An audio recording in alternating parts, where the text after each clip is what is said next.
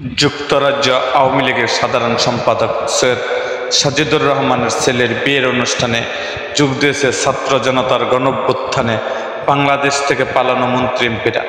তাদের বিরুদ্ধে রয়েছে গণহত্যা ও দুর্নীতির মতো নানা অভিযোগ।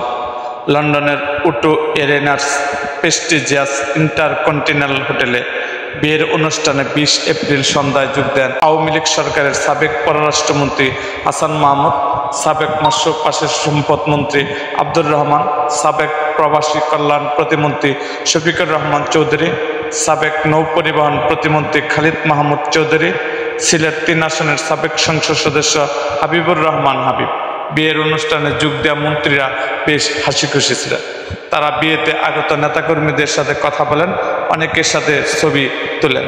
এর আগে হাসান মাহমুদ, আব্দুর রহমান, শফিকুর রহমান, কফির আড্ডা বসা ছবি ভাইরাল হয়েছে।